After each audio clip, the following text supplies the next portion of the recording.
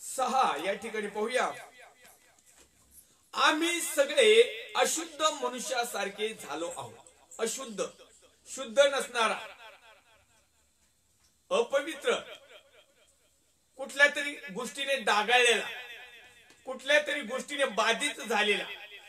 या ठिकाणी यशाचा ग्रंथ अध्याय क्रमांक 64 आणि वचन क्रमांक 3 मध्ये सांगत आहे की आम्ही सगळे अशुद्ध मनुष्यासारखे झालो आहोत. आमची सर्व धर्मकृत्ये म्हणजे धार्मिकपणाने, धार्मिकतेमध्ये करणारी कृती, धार्मिक जीवन स्वीकारल्यानंतर धार्मिकतेमध्ये वाढत असताना करत असलेलं कार्य, क्रिया, कर्म, आचरण हे कसं झालेलं आहे. पवित्र शास्त्र सांगत आहे यशाच्या ग्रंथामध्ये अध्याय क्रमांक 64 आणि वचन क्रमांक 6 मध्ये आमची सर्व धर्मकृत्ये म्हणजे आमची धार्मिक काम घाणेरड्या वस्त्रासारखी झाली आहे. मग धार्मिक काम जर घाणेरड्या वस्त्रासारखी झाली आहे तर तुमचा आणि माझा धार्मिकतेमध्ये काही एक उपयोग नाही. तुमचा आणि माझा नामधारीपणामध्ये कसल्याही प्रकारचा आमचा फायदा नाही. केवळ नावाला परमेश्वरच्या नावाचं नामस्मरण करायचं, केवळ नावाला, केवळ परमेश्वरचा स्वीकार करायचा, केवळ बाप्तिस्मा घ्यायचा, केवळ संडे टू संडे चर्चला जायचं, कानाची खात जिरावी म्हणून वचन तेवढा पुरतं ऐकायचं, आराधनामध्ये स्तुती स्तवनामध्ये एन्जॉय घ्यायचा, कॅली कुशली जीवन जगायचं. आणि ज्यावेळेस धार्मिकतेमधून आम्हाला जीवनच कसं जगायचं आहे किंवा आम्ही धार्मिक आहोत तर आमची कृती कशी असावी, आम्ही जर धर्माने वागत आहोत का, आम्ही परमेश्वराने दिलेल्या धर्मशास्त्रामध्ये, नियमशास्त्रामध्ये, पवित्र शास्त्रामध्ये, या पवित्र वचनाच्या माध्यमातून, पवित्र आत्म्याच्या गायडन्स नुसार आम्ही आमचं धर्मकृत्य आम्ही करत आहोत. आज प्रत्येकाने प्रत्येकाला स्वतःला आज प्रश्न विचारायचा आहे. कदाचित परमेश्वराने जर आमचं धर्मकृत्य पाहायला सुरुवात केली तर परमेश्वराच्या दृष्टिकोनातून आमचे वस्त्र शुभ्र, शुद्ध, पवित्र, पात्रतेचे, लायकीचे, प्रकाशमय पावलेले, परमेश्वराला आवडणारे, कुठल्याही प्रकारचा डाग, सुरकुती, कलंक नसलेले, कुठल्याही प्रकारचं खराब न झालेले, न सडलेले, अशा प्रकारचे वस्त्र परमेश्वराने पाहिले पाहिजे. आज आम्हाला पाहायला मिळते या ठिकाणी यशाचा ग्रंथ अध्याय क्रमांक 64 मध्ये की तो म्हणत आहे की आमची सर्व धर्मकृत्य, सर्व जेवढे काही धर्माच्या नुसार, धार्मिकनुसार, धार्मिकतेनुसार, धर्मशास्त्रानुसार आम्ही जे काही कृत्य करीत आहोत, आम्ही जे काही कार्य करत आहोत, आम्ही जे काही काम करत आहोत, आम्ही जे काही क्रिया करत आहोत, आम्ही जे काही आचरण करत आहोत, परमेश्वर ते आमचं पाहत आहे. आणि प्रत्येक आचरणामध्ये, प्रत्येक कामामध्ये, प्रत्येक गोष्टीमध्ये परमेश्वराच्या दृष्टिकोनातून आमचं जी कृती आहे ती घाणेरड्या वस्त्रासारखी झालेली आहे. कृती मात्र आहे, वस्त्र मात्र आहेत, अंगावर वस्त्र आहेत, आत्मिकतेचे देखील वस्त्र आहेत, धार्मिकतेचे देखील वस्त्र आहेत, आध्यात्मिकचे देखील वस्त्र आहेत, तारणाचे देखील वस्त्र आहेत. सगळ्या प्रकारचे वस्त्र आमच्या जवळ आहेत. वचन देखील आमच्या जवळ आहे, स्तुती स्तवन आराधना आमच्या जवळ आहे. संडे टू संडे जात आहोत. कदाचित बायबल कॉलेजचे क्लासेस अटेंड करीत असतो, कदाचित प्रत्येक मीटिंग आम्ही हँडल करत असतो. कदाचित परमेश्वराच्या दृष्टिकोनातून, धार्मिकतेच्या दृष्टिकोनातून ज्या ज्या काही कृती आणि आचरण जेवढं काही करता येईल तेवढं करण्यासारखं आम्ही करत असल, परंतु परमेश्वराच्या दृष्टिकोनातून त्याला डाग पडलेला आहे, त्याला सुरकुट्या लागलेल्या आहेत. कारण जी गोष्ट पवित्र शास्त्राच्या वचनामध्ये लिहिलेली आहे, जर धार्मिक मनुष्य जर ती तोडून दुसरी करतो, आता उदाहरण म्हणून आपण घेऊया. सपोज पवित्र शास्त्रामध्ये लिहिले धनाचा लोभ धरू नको. आम्ही काय करतो, वागतानी, उठतानी, बसतानी, काम करतानी, धार्मिकतेमध्ये विश्वास धरतानी या वचनाला समोर आपल्या समोर ठेवलं की धनाची जे धन आहे त्याच्याविषयी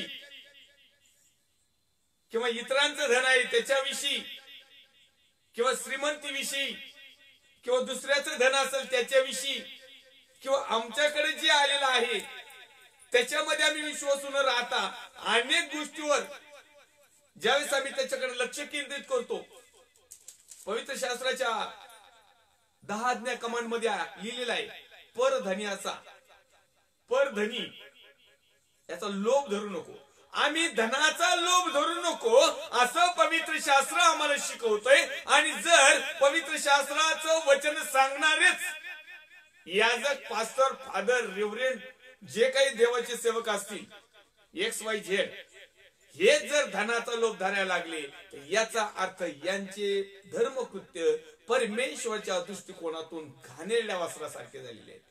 मग आत्मिक असेल, पवित्र आत्मा मिळालेला असेल, लय अन्य भाषा बोलत असेल, लय मोठी मंडळी असेल, किंवा लय मोठं नावलौकिक असेल, लय चांगल्या प्रकारचं खेलीकुशली जीवन जगत असेल, मोटर, बंगला, गाडी, कार, जे काही प्लॉट, जे काही असेल नसेल सगळं असेल त्याच्याजवळ, परंतु त्याचे आत्मिक कपडे मात्र किंवा त्याचं धर्मकृत्य मात्र परमेश्वराच्या दृष्टिकोनातून घाणेरड्या वस्त्रासारखं आहे.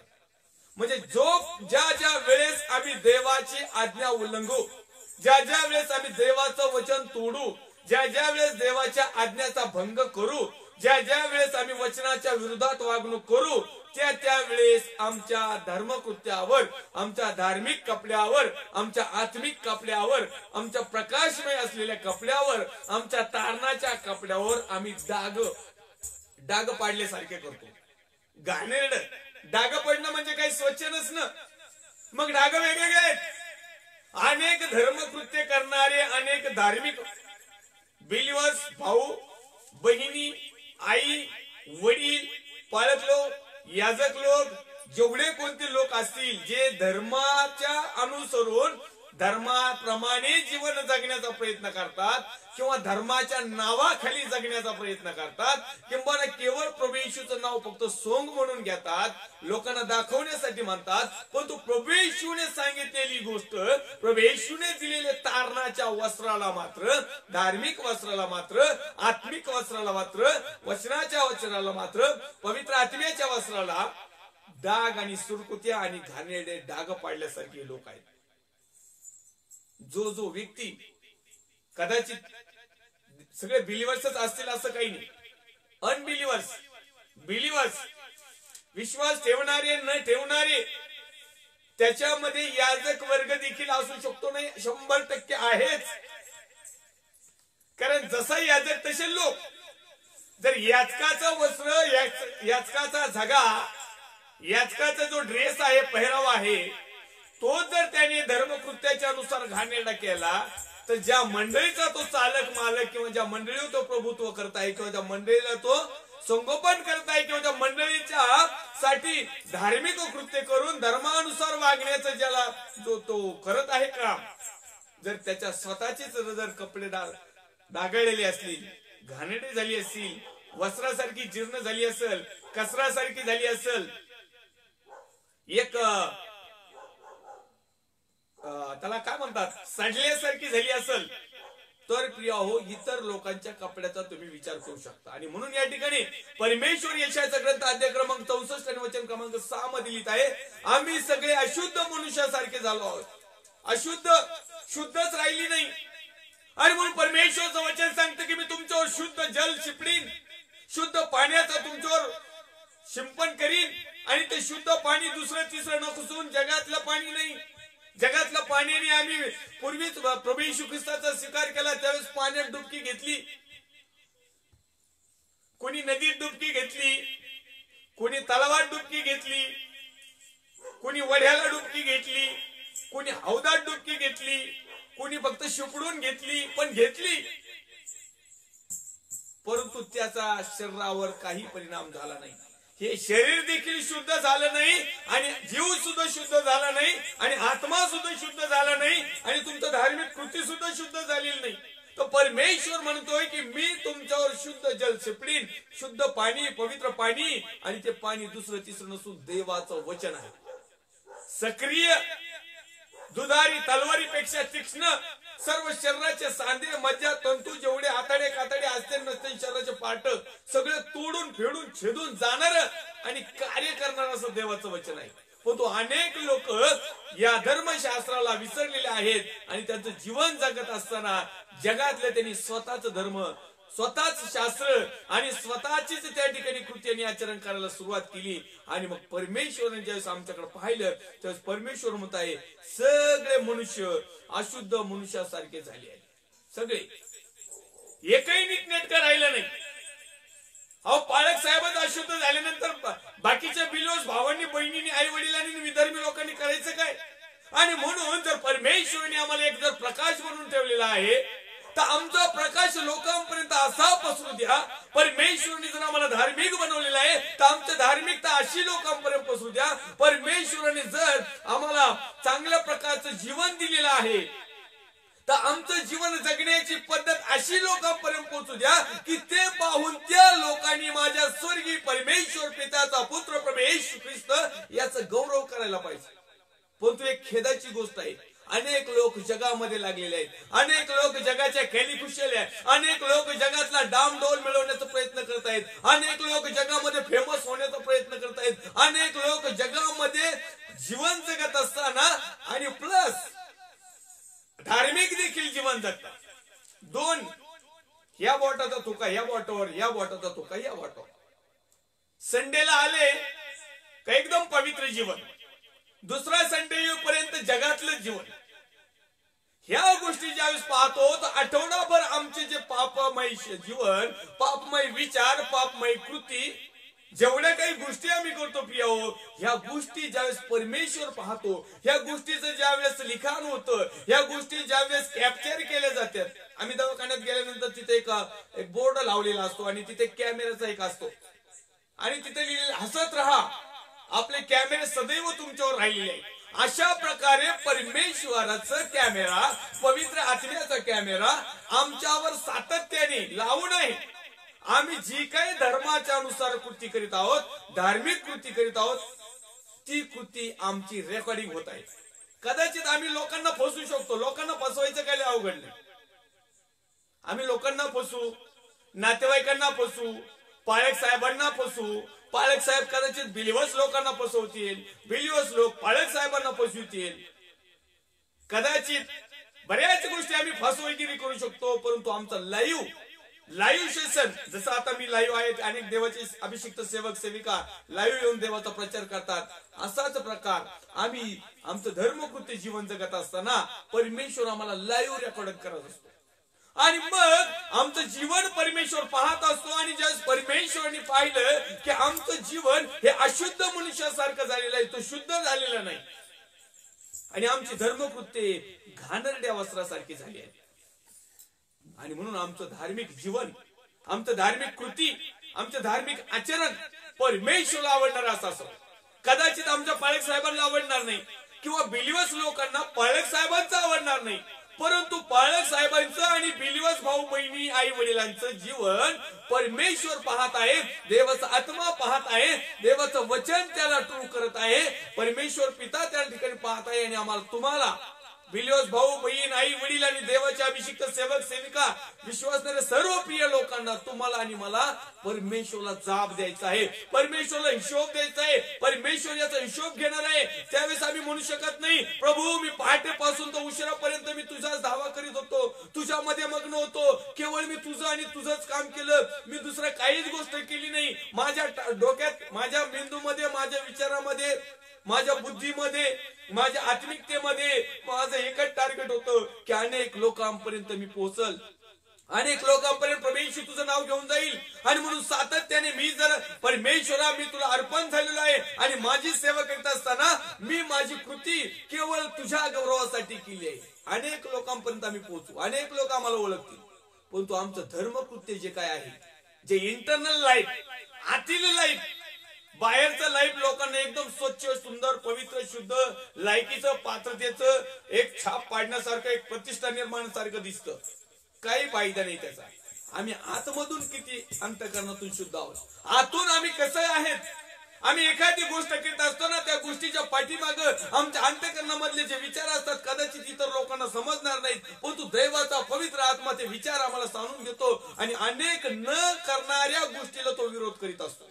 परंतु जगामध्ये जीवन जगत असताना बऱ्याच अंश होतं की आत्म्याने केलेला विरोध आम्ही बाजूला ठेवतो आणि आमच्या माइंडने, आमच्या बुद्धीने, आमच्या संस्थेने किंवा आमच्या जे काही मंडळी असेल, जे काही चर्च असेल, जो काही ग्रुप असेल, जी काही मिनिस्ट्री असेल, तिचा डेव्हलपमेंट कसं करता येईल याकडे विशेष लक्ष देत असताना आम्ही आत्मिकता ढासळल्या जाती आणि जैगिकरित्या आम्ही देवाचंच काम करतो, काम दुसऱ्याचं करत नाही.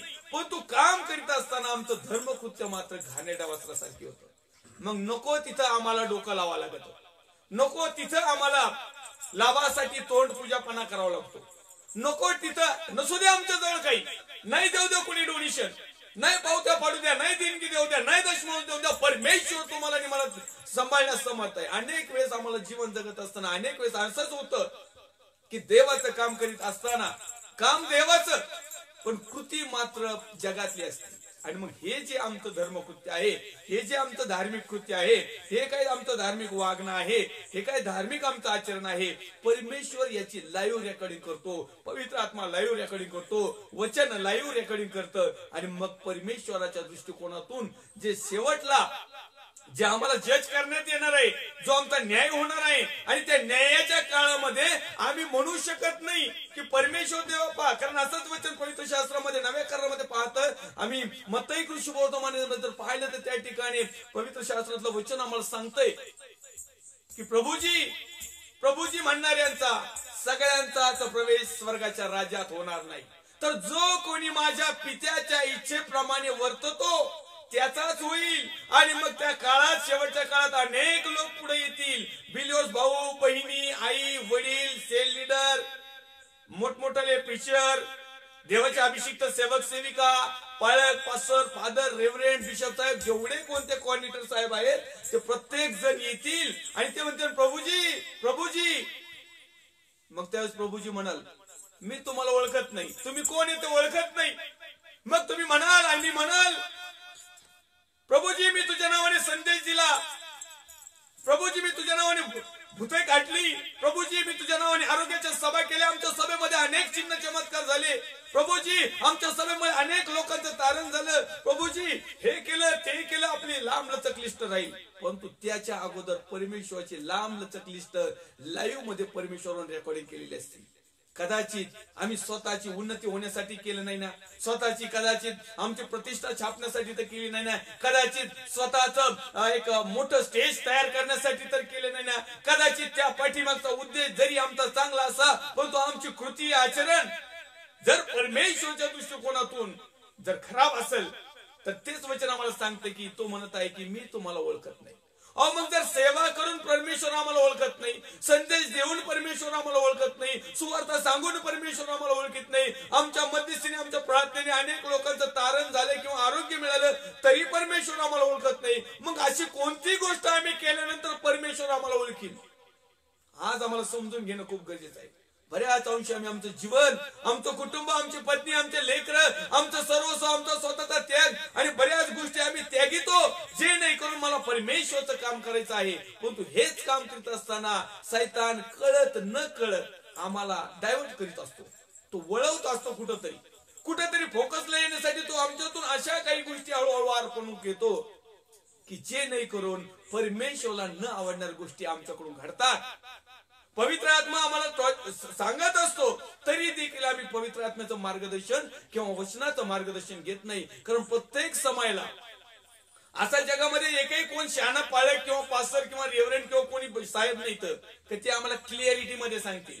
कारण पवित्र शास्त्र असं सांगतं की सर्वांनी पाप केलेलं आहे, नीतिमान एक देखील नाही, म्हणून देवाच्या गौरवाला उणे पडले आहे. परंतु एक आहे, तो देवाचा पुत्र प्रभू येशू ख्रिस्त ज्याने स्वतःचं समर्पण केलं. एक आहे की तो देवाचा पुत्र प्रभू येशू ख्रिस्त सर्वांच्या देखत स्वर्ग राज्यात जात असताना, त्या मेघावरून होत असताना तो म्हटला, मी तुम्हाला अनाथ आणि फोरकाचं सोडणार नाही, तर तुमच्यासाठी सत्याचा कैवारी पवित्र आत्मा, सामर्थ्याचा, धैर्याचा, तुम्हाबरोबर राहणारा, तुम्हाबरोबर चालणारा, तुम्हाला सगळ्या गोष्टीमध्ये खेळी खुशाली चालणारा आणि मी शिकवलेल्या प्रत्येक गोष्टीची तुम्हाला आठवण करून देणारा पवित्र आत्मा तुमच्यासाठी पाठवून देईल. आम्ही त्याचं ऐकलं पाहिजे. आज काय होतंय, आम्ही पवित्र आत्म्याच्या मार्गदर्शनामध्येच राहत नाही, आम्ही वचनाच्या विरोधात काम करतो. आणि म्हणून वचन सांगतंय यशाचा ग्रंथ अध्याय क्रमांक 64 आणि वचन क्रमांक 6. आम्ही सगळे अशुद्ध मनुष्यासारखे झालो आहोत. आमची सर्व धर्मकृत्ये घाणेरड्या वस्त्रासारखी झाली आहेत. जे जे धार्मिक कृती आम्ही करत आहोत, जे जे धार्मिक काम आम्ही करत आहोत, त्या प्रत्येक धार्मिक कामामध्ये आमच्याकडून पाप घडत आहे. कदाचित आम्हाला ते जाणवत नसेल, परंतु आज ते लाईव्ह रेकॉर्डिंग होत आहे. बऱ्याच अंशी आम्ही बऱ्याचशा गोष्टी करतो की जे आम्हाला करू नये. एखाद्या गोष्टीसाठी आम्हाला लाभासाठी तोंडपूजापणा करावा लागतो. पवित्र शास्त्र सांगतं लाभासाठी तोंडपूजापणा करूच नको. परंतु त्या पाठीमागे आमचं काय असतं की आमचं एखाद्याची गोष्ट आम्ही जे नेम धरलाय, आम्ही जे काही टार्गेट धरले ते टार्गेट आम्हाला पूर्ण करायचं असतं. आणि म्हणून आम्ही ते टार्गेट पूर्ण करण्यासाठी ज्या काही आमच्याकडे कमकुवत बाजू आहेत, जे कमजोर बाजू आहेत, जे आम्हाला अपेक्षा आहेत, जे आम्हाला गरजा आहेत, त्या मिळवण्यासाठी आम्ही लाभासाठी तोंडपूजापणा करतो. ज्याला नमस्कार घालायचा नाही त्यालाही नमस्कार घालून मोकळे होतो. ज्याला स्टेजवर बोलायचं नाही त्यालाही आम्ही स्टेजवर मोकळं करतो. कारण काय तर त्याच्या माध्यमातून आम्हाला देवाचं काम करायचं असतं. आमचा उद्देश चुकीचा नाही, आमचा नियम चुकीचा नाही, आमचा संकल्पना चुकीच्या नाही. आम्ही हे करतो हे देवासाठीच करतो, आम्ही हे करतो हे सुवार्थीसाठीच करतो, आम्ही हे करतो हे धार्मिक आचरणच करतो असं आम्हाला वाटतं. पण नेमकं आम्ही पवित्र शास्त्रातलं वचन त्या ठिकाणी आम्ही खोडून टाकतो किंवा ते आज्ञाचा भंग करतो. कारण बायबल सांगते की लाभासाठी तोंडपूजापणा करू नका, जे आहे त्या तृप्त राहा. परमेश्वरचं वचन आम्हाला प्रत्येक गोष्टी पुरवण्यास समर्थ आहे.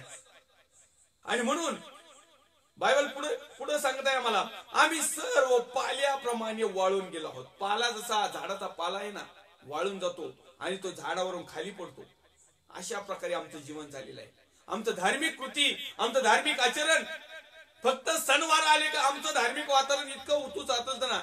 जसं स्तोत्रामध्ये लिहिले की त्या पानवठ्याजवळ लावलेलं जे झाड आहेत ना, एकदम टवटवीत असतं, हिरवगार असतं, फळं फुलं काय त्याला सगळं काही येतं. आमचं फक्त नाताळालाच येतं. माझ्या बिलिओस भावांनो, बहिणीनो, आई आणि वडिलांनो, आता आलाय जवळ नाताळ. आज किती आता 20-22 दिवसावर आला, 20 दिवसावर आला. आता लोकांना इतकी धार्मिकता सुचल ना.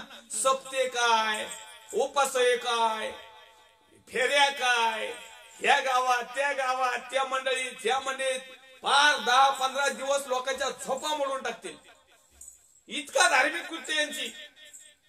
सगळीकडे जातील, हा तुमच्यासाठी दाविदाच्या गावामध्ये तारणाला जन्माला आहे, तो ख्रिस्त प्रभू आहे. बस. आणि वर्षभर तो ख्रिस्त प्रभू गेला, ती मंडळी गेली आणि परत ते कोणीच नाही. काय करत आहोत आम्ही? आमचं धर्मकृत्य काय आहे? आम्ही गरिबी हरिबीत नाता साजरा करू. जा विदर्भांच्या घरी जा, एक हिंदू लोकांच्या घरी वेगळ्या ठिकाणी जा, तर तुम्हाला म्हणता येईल की तुमचं वस्त्र आज तुम्ही धुतात. आम्ही उठून सुटून काय करतो, जिथे ख्रिश्चन लोक राहतात ना त्याच कॉलनीत जाणार, बस. त्याच्या पलीकडे जाणारच नाही. हे कोणतं? परमेश्वरचं वचन म्हणतो, जा आणि संपूर्ण राष्ट्रात सुवार्थेची घोषणा करा. मग त्या संपूर्ण राष्ट्रामध्ये फक्त आपले बिलिओस भाऊ बहिणीच नाही राहत, तिथं बाकीचे लोक देखील राहतात. मग आमचा जर नाताळ पाळायचा आहे किंवा सणाचा उत्सव करायचा आहे, जर आम्हाला एक नियम आहे, आमचं टार्गेट आहे, तर आज मी परमेश्वर ख्रिस्ताचा सेवक या नात्याने मी सांगू इच्छितो तुम्हाला एक चांगली सुवार्ता, चांगली खबर मी तुम्हाला देऊ इच्छितो. आमच्या कपडे धुण्याचा चांगल्या प्रकारचा साबण मी तुम्हाला या वचनाच्या माध्यमातून देऊ इच्छितो की ज्या ठिकाणी कोणी गेला नाही त्या ठिकाणी सुवार्तेला जा, म्हणजे आमचा थोडासा मल धुतला जाईल. आणि म्हणून आम्हाला या ठिकाणी सांगता येईल, आमची धर्मकृत्ये घाणेरड्या वस्त्रासारखी झाली आहेत. आम्ही सर्व पाल्याप्रमाणे वाळून गेलो आहोत. आमचं जीवन पाल्याप्रमाणे वाळायला लागले. हिरवगार टवटवीत होतं, परंतु काही दिवस तिथंच राहिलं आणि मग ते झाडलेला जो पाला आहे तो वाळल्यानंतर फांदीतून तो गळून पडला आणि मग झाडणाऱ्यांनी तो काय केला, झाडून घेतला, कचरकुटीत नेला, दिली आग लावून त्याला, दिला पेटून. असं आमचं जीवन झाले. कदाचित आमचं जर पाल्याप्रमाणे जीवन झालेलं असेल, आम्हालाही अशाच प्रकारच्या कचऱ्यासारखं उचलीत येईल, त्या कचरकुंडीत टाकीत येईल. कारण पवित्र शास्त्र आम्हाला सांगतंय की ज्या वेळेस आम्ही देवाची आज्ञा भंग करतो, ज्यावेळेस देवाच्या विरोधात काम करतो, ज्यावेळेस आमची धर्मकृत्ये घाणेरडे होतात, ज्यावेळेस आम्हाला परमेश्वरच्या दृष्टिकोनातून आम्ही पापी आणि शासनास मान्य, दंडास मान्य पात्र होतो, त्यावेळेस सर्व लोकांना त्या ठिकाणी अग्नीच्या सरोवरामध्ये टाकण्यात येणार आहे. आणि आम्ही पाहतो की त्या ठिकाणी कोण आहेत? आज्ञाभंग करणारे, मलिन वस्त्र करणारे, पवित्र आत्म्याला झुगारणारे, देवाच्या वचनाला तोडणारे, या सर्व प्रकारचे लोक तिथं राहतील. आणि म्हणून आम्ही पाहतोय की जे द्राक्ष वेळाचा जो दृष्टांत दाखला दिलेला होता त्यामध्ये जे फाट्यामध्ये राहतो ते फळ देतो. आणि ते फळ देत असताना त्या फाट्याला साफसफाई करतो की अधिक चांगल्या प्रकारचं फळ मिळावं. आज आम्ही काय करत आहोत? फाट्याच्या बाहेर जात आहोत. स्वतंत्र सेवा, वैयक्तिक मिनिस्ट्री, वन मॅन शो, मी करीन ती पूर्व दिशा, प्रभू माझ्या बरोबर आहे. मग करा फुटाफुटाला चर्च, फुटाफुटाला वर्गणिया, तोडा जुने चर्च, मोडून टाका, वैयक्तिक एकट्याची मंडळी तयार करा. आणि जरी केली असली तर ती नीटनेटकी सांभाळा, नाही तर हातपाय बांधून अंधाऱ्या कोठाड्यात दिवस परमेश्वर टाकील. त्यावेळेस सगळ्या मंडळीचा रेकॉर्ड निघल आणि मग समजल आम्ही काय काशी केली, आम्ही कुठं चुकलो, आम्ही कशा प्रकारे आमचे कपडे मलिन केले, आम्ही केले ते केले, दुसऱ्याचे केले. आम्ही गाळात गेलो तर गेलो, पण आमच्यावर दगड कोणी टाकला नाही तरी आम्ही जाऊन दुसऱ्या शुभ्र वस्त्र परिधान केलेल्या मनुष्याला पण खेटलो आणि त्याच्याही वस्त्राला डाग लावून टाकला, त्याचेही वस्त्र घाणेरडे करून टाकले, त्याचेही वस्त्र अशुद्ध करून टाकले. आज आमचं ख्रिस्ती जीवन जर असं असेल तर काही उपयोग नाही. आजच प्रभू येशू ख्रिस्ताचा तुम्ही खऱ्या अंतःकरणाने स्वीकार करा. वचन तुम्हाला सर्व काही शिकविल. कुठल्या मनुष्याने शिकवण्याची तुम्हाला गरज नाही, कारण देवाचा पवित्र आत्मा तुम्हा बरोबर आहे. देवाचा पवित्र आत्मा तुम्हाला चालविल, पवित्र वचन तुम्हाला चालविल. त्या पवित्र वचनातून परमेश्वराचं मार्गदर्शन तुम्ही घ्या. स्वतः पवित्र शास्त्र वाचा, मनन करा, चिंतन करा, अध्ययन करा आणि स्वतःला प्रश्न विचारा, होय प्रभू, मी तुझ्या नियोजनाप्रमाणे जीवन जगलो आहे का? मी तुझ्या नियोजनाप्रमाणे, तुझ्या वचनाप्रमाणे जीवन जगत आहे का? मी तुझ्या पवित्र आत्म्याच्या मार्गदर्शनानुसार आता या पुढे चालणार आहे का? 3 गोष्टी आम्हाला प्रामुख्याने करायच्या आहे. एक तर आमचं मागील जीवन पाहायचंय. परमेश्वर म्हणताय तुझ्या मागच्या सर्व पापांची क्षमा केली. ओके, आता आम्हाला देवाच्या वचनाप्रमाणे चालायचंय आणि येणाऱ्या दिवसामध्ये आम्हाला परमेश्वराचा पुत्र प्रभू येशू ख्रिस्त ज्यावेळेस राजवैभवाने येईल ना, त्याच्याबरोबर जायचंय. आज आमच्या पाठीमागच्या जीवनाकडे पाहू नका, कारण बायबल आम्हाला सांगतं, पवित्र शास्त्र आम्हाला सांगतंय, तुमची पातक कितीही लाकीसारखी लाल असली तरी बर्फासारखी पांढरी शुभ्र करील, लोकरीसारखी करील. आज प्रभू येशू ख्रिस्ताचं रक्त सर्व मानव जातीच्या पापां धुण्यासाठी, क्षमेसाठी योग्य आहे. आणि मग ते रक्त आम्ही आज आमच्यावर घेणं खूप गरजेचं आहे. आम्ही सर्व पाल्याप्रमाणे वाळून गेलो आहोत. आमच्या अधर्माने आम्हास वादळाप्रमाणे उडवून दिले आहे. आम्ही वादळाप्रमाणे का उडालो आहोत? आमची परिस्थिती का खराब होत चालली आहे? आम्हाला अशांतता का आहे? आमच्या जीवनामध्ये सुख चैन का नाही? आमच्या जीवनामध्ये ऐश्वर्य का नाही? आमच्या जीवनामध्ये शांती का नाही? आमच्या जीवनामध्ये आनंद, हर्ष, उल्हास का नाही? आमच्या जीवाला एक श्वास नाही, एक चित्तता नाही, आम्हाला कुठल्याच प्रकारचा आराम नाही. याचं कारण काय? जसं की एखादं वादळ येत आणि वारा पाला पाचोळा त्या वादळामध्ये उडून घेऊन दुसरीकडे घेऊन जातं. अशा प्रकारे आज आमचं जीवन झालेलं आहे. ना घर का ना घाट का. देवाची सेवा करता येणार, जगाची सेवा करता येणार, कुटुंबाची सेवा करता येणार, आई बापाची सेवा करता येणार, पत्नीची सेवा करता येणार, लेकरांना खुश करता येणार, परमेश्वराला खुश करता येणार. आज आमचं जीवन चक्री वादळाप्रमाणे झालेलं आहे. त्याला कारण काय? त्याला कारण हेच की आम्ही अधर्म केलेला आहे. आम्ही अधर्म करीत आहोत. आम्ही अधर्म मध्ये जीवन जगत आहोत. त्याच्यापेक्षा विधर्मी असलेलं बरं.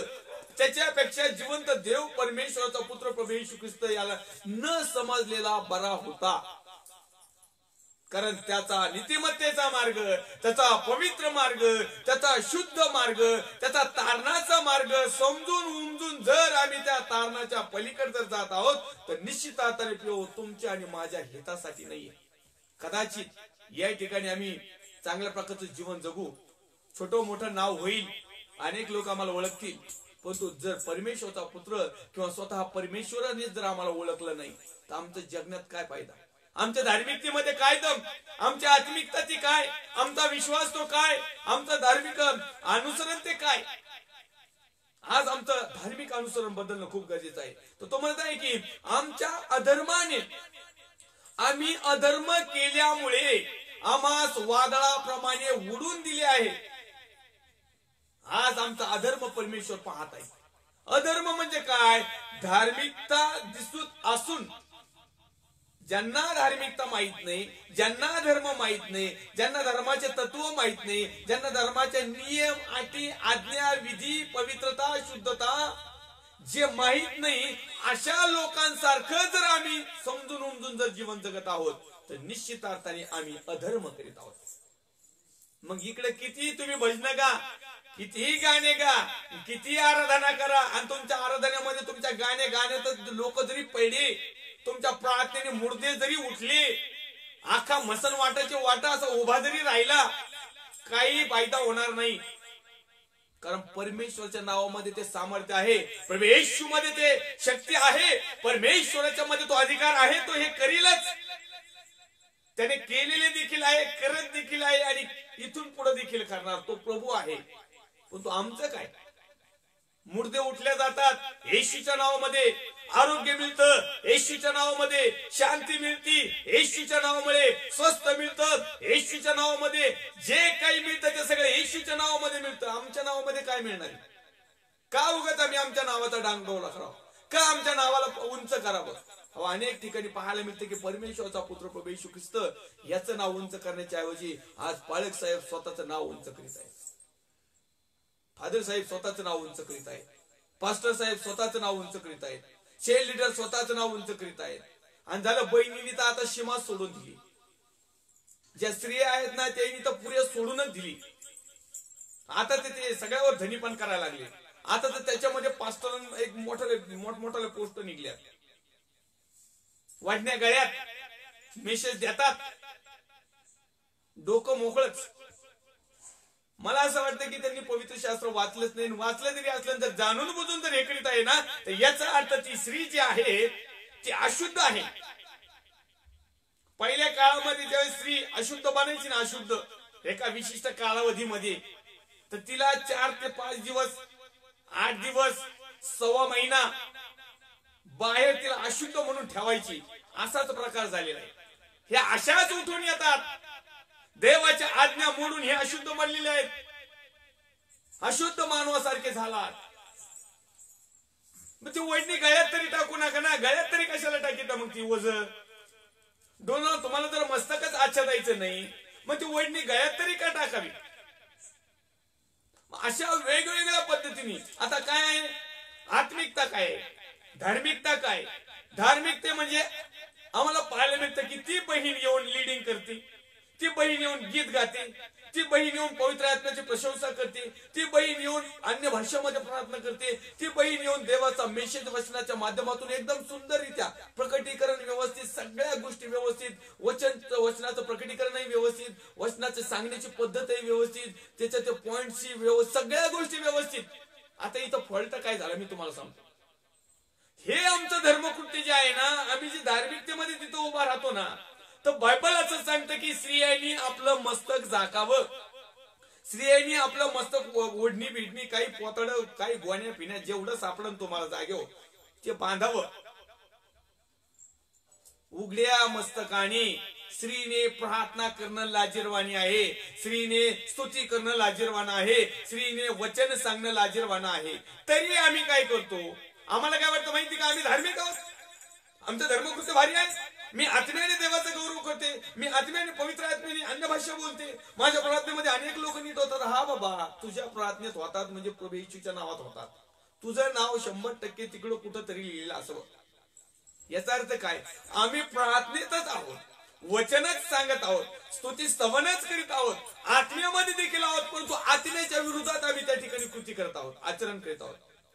अहो, तुमच्या चर्चला बसणार अख्खा चर्चची चर्च. मी आता थोड्या वेळापूर्वी एक लाईव्ह एका सिस्टरचा प्रोग्राम पाहिला, सुंदर लीड करत होत्या, सुंदररित्या आवाज देखील होता आणि सुंदररित्या वचनाचं प्रकटीकरण देखील होतं. आमेन आमेन आमेन, सल्यूट करतो मी त्या बहिणीला. फक्त एक खेदाची गोष्ट वाटली, अख्ख्या चर्चच्या स्त्रियांच्या डोक्यावर पदर होते आणि या दोन्हीच आशावाद्यांना कुठून आणल्या होत्या माहित नाही. यांच्या दोघींच्या डोक्यावर पदर नव्हते, हे स्तुती आराधना करणारे, वचन सांगणारे, आणि अख्खं चर्च लहान थोरा सकट, लहान लेकर सकट, त्या लहान मुली सकट डोक्यावर वाढण्या होत्या, वयस्कर, मधल्या, मिडियमच्या सगळ्यांच्या डोक्यावर वाढण्या होत्या. फक्त प्रीचरच्या डोक्यावर ओढणी नव्हती. आणि प्रीचर काय फॉरेनर नव्हती, प्रीचर आपलीच. मग मला सांगा, आम्ही धार्मिकच कृत्य करीत आहोत, परंतु हे धर्मकृत्य परमेश्वराला न आवडणार आहे, कारण देवाच्या वचनाचा आम्ही अपमान केलेला आहे, कारण देवाची आज्ञा आम्ही तोडली आहे, ती मोडली आहे, ती भंग पावलेली आहे. आणि मग जर आज्ञा मोडलीच, मग जर पाप केलं तर पापाचा दंड, पापाचं शासन, मरण हे मिळणारच. आणि मरण म्हणजे दुसरं तिसरं नसून तो अधोलोक, तर नरक, ते अशुद्धपण, ते अपवित्रता, सगळ्या प्रकारच्या डागाळलेलं जीवन. आणि म्हणून परमेश्वराची इच्छा आहे की आम्ही सगळे अशुद्ध मनुष्यासारखे झालो आहोत. आमची सर्व धर्मकृत्ये घाणेरड्या वस्त्रासारखी झाली आहेत. आम्ही सर्व पाल्याप्रमाणे वाळून गेलो आहोत. आमच्या अधर्माने आम्हास वादळाप्रमाणे उडून दिले आहे. आमचा अधर्म सगळ्यात मेन महत्वाची गोष्ट आहे की आमचा अधर्म आम्हाला नडत आहे. आम्ही धार्मिकता आहोत, परंतु जीवन जगताना मात्र अधर्म्यासारखं, विधर्म्यासारखं, माहिती नसल्यासारखे, अख्रिस्ती लोकांसारखं, जगासारखं. आणि आम्ही त्यांना नाव ठेवतो.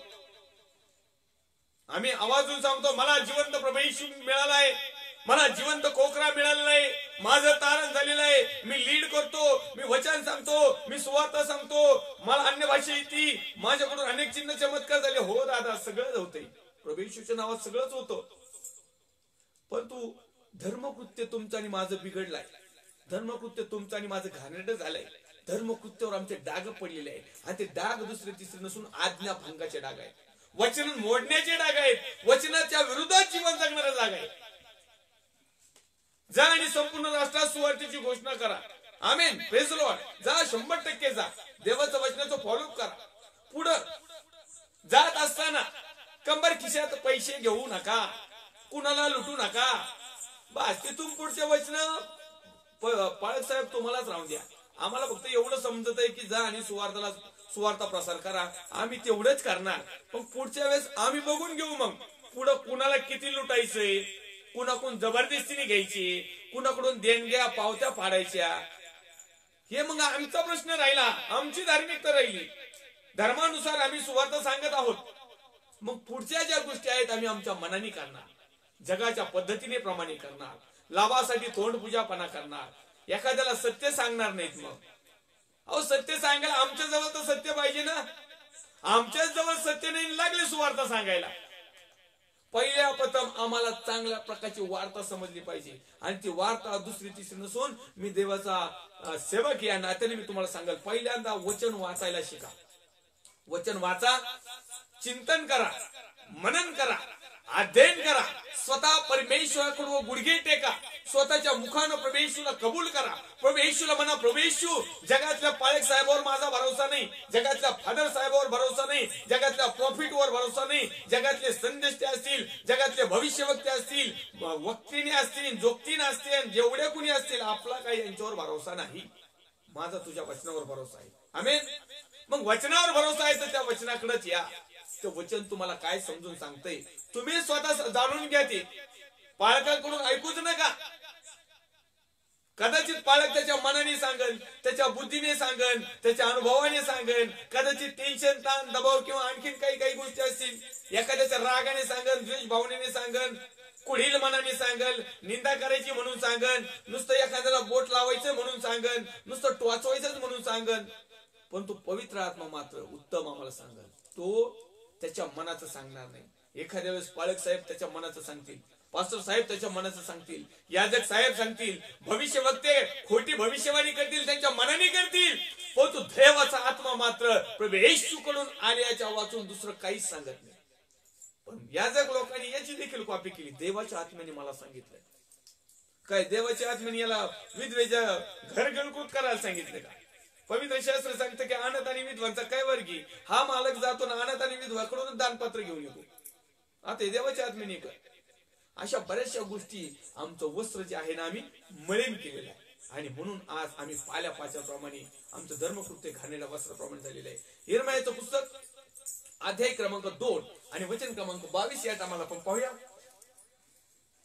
तू तर आपणास खाराने धुतले व आपणास पुष्कळसा साबण लाविला, तरी माझ्या दृष्टीने तुझ्या पापाचा डाग तसाच राहील असे प्रभू परमेश्वर प्रेज म्हणतात. Lord hallelujah. परमेश्वरच्या नावाला धन्यवाद देऊया.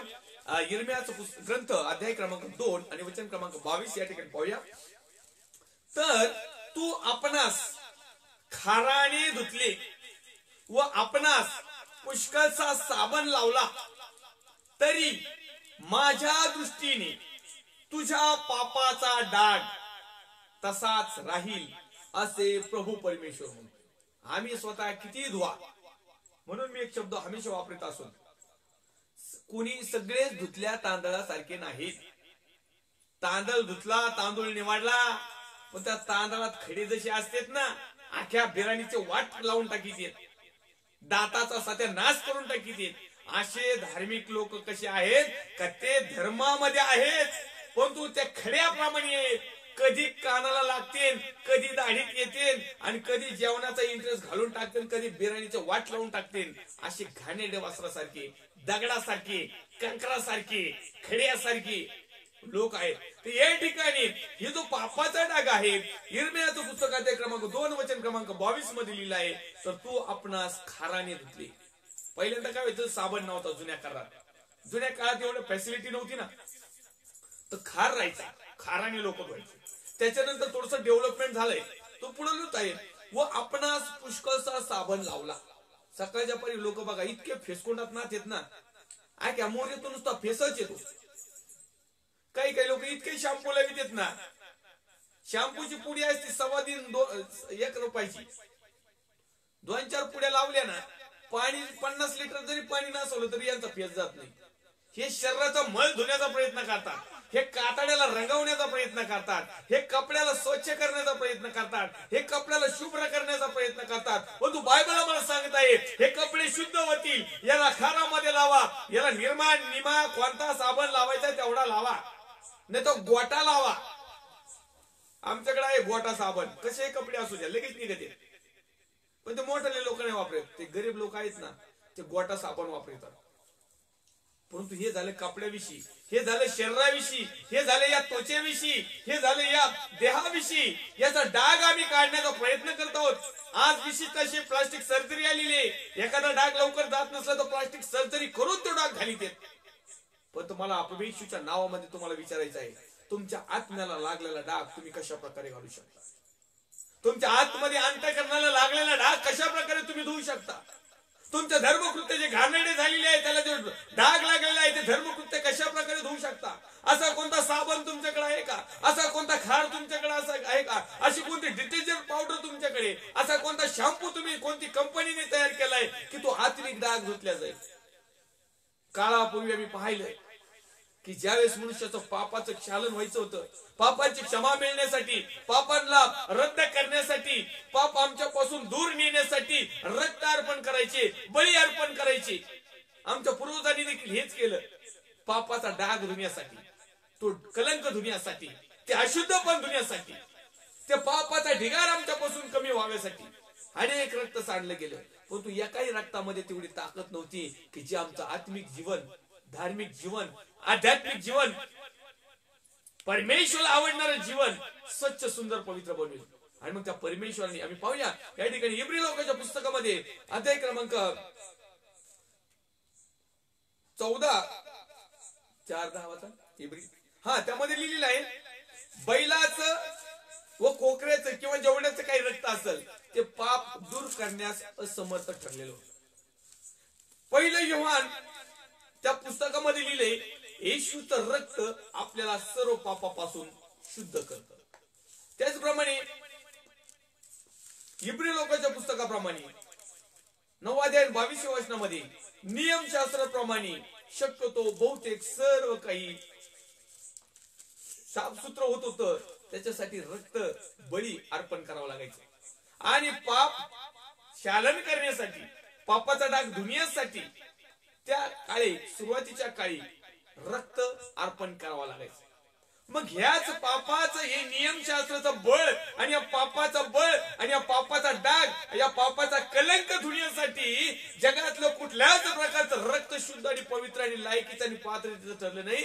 आणि म्हणून यहोवा परमेश्वर पित्याने त्याचा एकुलता एक पुत्र प्रभू येशू ख्रिस्त याला पाठवलं. त्या पवित्र कोकऱ्याला, त्या निष्कलंक कोकऱ्याला, त्या शुभ्र कोकऱ्याला, त्या जगाचा वारीस, जगाचा अधिकारी, जगाचा न्यायाधीश, जगाचा राजा, परंतु एक राजाच्या स्वरूपात न येता एका रंकाच्या स्वरूपात तो आला आणि त्याने त्याचं स्वतःचं अर्पण केलं. त्याचा स्वतःचा देह अर्पण केला, जीव आत्मा आणि शरीर सर्व काही तुमच्या आणि माझ्यासाठी अर्पण केलं. त्याचं पवित्र निष्कलंक रक्त सांडलं आणि त्या रक्ताच्या माध्यमातून तुमच्या आणि माझ्या पापाची क्षमा झाली.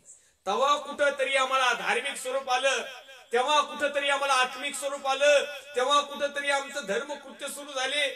आज मग हे धर्मकृत्य ज्या परमेश्वराचा पुत्र प्रभू येशू ख्रिस्ताने रक्त सांडलं, ज्याने आम्हाला रक्ताने विकत घेतलं, ज्याने हा पापाचा कलंक डाग धुवून टाकला, आज त्याच्या विधी आज्ञा नियम अटी ज्यावेळेस आम्ही तोडतो, पुन्हा एक वार त्या घाणीत पडतो, पुन्हा एक वार अशुद्ध होतो, पुन्हा एक वार त्या पापात पडतो, पुन्हा एक वार त्या गुलामगिरीत जातो, पुन्हा एक वार माझा प्रभू येशू ख्रिस्त जो वधस्तंभावर गेला त्याचा उघड उघड अपमान करतो.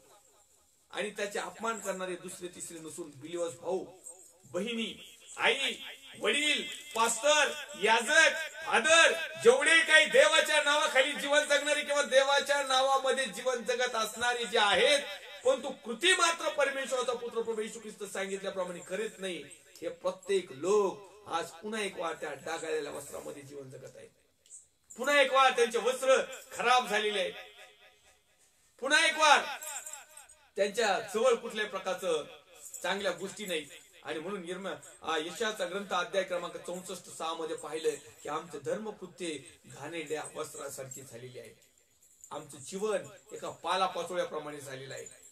ज्यावेळेस वादळ येते, ज्यावेळेस हवा येते ना, त्या हवेमध्ये उडून जाणार आहे. आज प्रिय तुम्हाला आणि मला परमेश्वराने सुंदर अशी संधी दिलेली आहे. या कोरोना सारख्या भयानक महामारीमध्ये आज आम्हाला सुरक्षित ठेवलेलं आहे, आम्हाला सांभाळले आहे. आज देखील आम्ही चांगल्या प्रकारचं सेफ आहोत, सुखी पण आहोत, आशीर्वादित देखील आहोत, निरोगी देखील आहोत आणि विशेष म्हणजे जिवंत आहोत. आज या जिवंतपणाला पुन्हा एक वार मृतामध्ये ढकलू नका. पुन्हा एक वार या चांगल्या धर्म गोष्टीला, धार्मिक गोष्टीला, धर्मशास्त्राला, नियमशास्त्राला, पवित्र शास्त्राला, बायबल, पवित्र वचन, पवित्र आत्मा, सत्य याला चिटकून राहण्याचा प्रयत्न करा. आणि ज्या वेळेस आम्ही आमचं जीवन जगतो ना, ख्रिस्ती जीवन, ख्रिस्तासारखं असणारं जीवन. ख्रिस्ती म्हणजे काय अजून लोकांना माहित नाही. ख्रिस्ती म्हणजे काय, फक्त मोकार म्हणायचं, आम्ही ख्रिश्चन, आमचा बाप ख्रिश्चन, आमचा आजा ख्रिश्चन, आमचा पंजा ख्रिश्चन, आमचे सगळे खानदान ख्रिश्चन.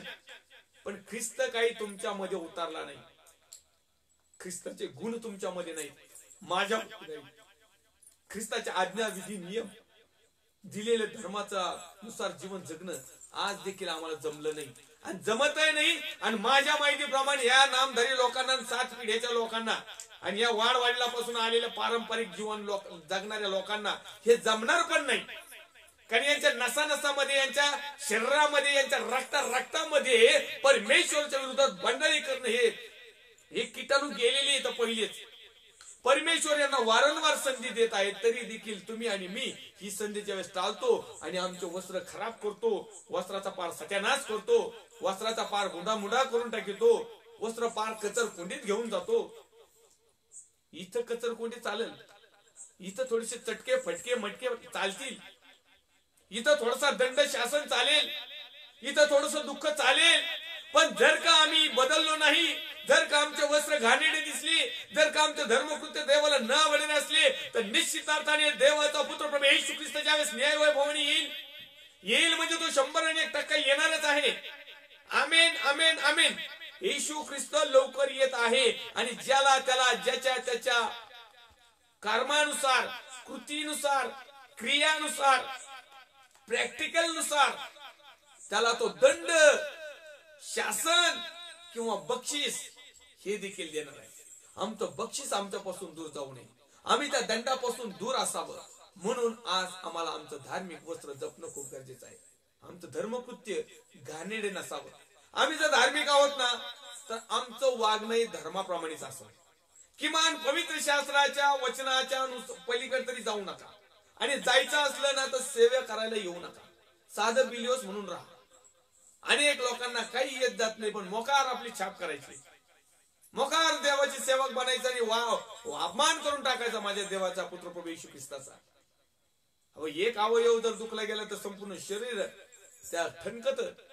मग एक पाळकाची निंदा नालस्ती झाली, एक पाळकानी काशी केली, एक पाळक चुकीने वागला, एका पाळकानी गलत केले, एक पाळक जर घाणेरडवानी लोकांना दिसला तर अनेक बाकीच्या पाळकांना देखील लोक नाव ठेवतात. आणि लोकांना पाळक साहेबांना फादर साहेबांना नाव ठेवू द्यावं, परंतु त्याच्याबरोबर तो निष्कलंक कोकरा प्रभू येशू ख्रिस्त याला देखील नाव ठेवले जातात. मग याच्यापेक्षा आमचे धर्मकृत्य खराब झालेत, वाईट झालेत, घाणेरडे झाले, याला सबूत दुसरा काय द्यायचंय? जर माझ्या वागणुकीमुळं, माझ्या बोलण्यामुळं, माझ्या चालण्यामुळं, माझ्या कृतीमुळं, माझ्या आचरणामुळं, माझ्या नियम तोडल्यामुळं जर माझ्या देवाचा पुत्र प्रभू येशू ख्रिस्त याची जर निंदा होत आहे, तर माझे वस्त्र याचा अर्थ डागाळलेले आहे. माझे वस्त्र काही कामाचे नाही, माझे वस्त्र शुभ्र नाही, परंतु परमेश्वर तुम्हाला आणि मला सहाय्य मार्गदर्शन करणार आहे. आज देखील वेळ गेलेला नाही प्रिय. आज देखील तुम्ही आणि मी पश्चाताप करू शकतो. आज देखील आम्ही परमेश्वराला समर्पित होऊ शकतो आणि म्हणू शकतो, परमेश्वर देवा, मला काही गोष्टी माहित नव्हत्या, मी जसं वाटेल तसं चालत होतो. मला वाटलं का हाच धार्मिकपणा आहे. मला वाटलं का फक्त पाळक साहेबांनीच खोटं नाही बोलायचं, आम्ही बोललं तरी चालतं. मला वाटलं की फक्त पाळक साहेबांनीच फक्त डुप्लिकेटपणा नसतो करायचा, आम्ही केलं तरी चालतो. ह्या काही गोष्टी नाही. प्रभू येशू ख्रिस्ताचे जर तुम्ही आणि मी अनुयायी आहोत, शिष्य आहोत, सेवक आहोत, याजक आहोत, विश्वासणारे आहोत, पुत्र आणि कन्या जर आहोत, तर त्याच्याप्रमाणे जीवन जगण्याचा आम्ही नेटाने प्रयत्न करूया. जे थोडके दिवस परमेश्वराने आम्हाला दिलेले आहेत त्या भूतालावर, त्या दिवसामध्ये त्या देवाचा पुत्र प्रभू येशू ख्रिस्त येणार आहे. त्या प्रभू येशू ख्रिस्ताला सामोरं जाण्यासाठी रॅप्चर मध्ये त्या मंडळीच्या उचलणाऱ्या दिवसामध्ये आम्ही तयार राहावं. म्हणून आमचे वस्त्र या बाहेरचे वस्त्र नाही, आत्मिक वस्त्र, धार्मिक वस्त्र, आत्मिक वस्त्र, आध्यात्मिक वस्त्र, देवाला आवडणारे वस्त्र हे जर शुभ्र ठेवले तर निश्चित अर्थानं आम्हाला या ठिकाणी देखील परमेश्वर आशीर्वादित ठेवील. आणि जे काही थोडके दिवस राहिलेत त्या थोडक्या दिवसामध्ये आशीर्वाद ठेवील. आणि ज्या येणाऱ्या सार्वकालिक युगामध्ये, जीवनामध्ये आम्हाला सार्वकालिक आनंद, वर्ष, हर्ष, वैभव, उल्हास, आनंद सगळ्या गोष्टी मुबलक मिळतील. तो कधी न बदलणारा देव आहे. त्यांनी सुंदर अशी संधी दिली, त्या संधीबद्दल मी परमेश्वरचे आभार मानतो. लाईव्ह सेशनला आलेल्या माझ्या सर्व अभिषिक्त सेवक सेविका, विश्वासणारे भाऊ बहीण, आई वडील या प्रत्येकाचं देखील मी प्रभू येशू मध्ये स्वागत करतो. येऊया छोटीशी प्रार्थना करूया. परमथोर दयाळू बापा, जसे अवतसे तुझ्या पवित्र हातामध्ये येतो, प्रभू येशू ख्रिस्ताच्या नावामध्ये मी प्रार्थना विनंती करतो. परमेश्वर दे बापा, तुझ्या वचनाप्रमाणे आमचं धर्मकृत्य तू पाहत आहेस. तुझ्या समोर आम्ही परमेश्वर उघड्या पुस्तकाप्रमाणे आहेत.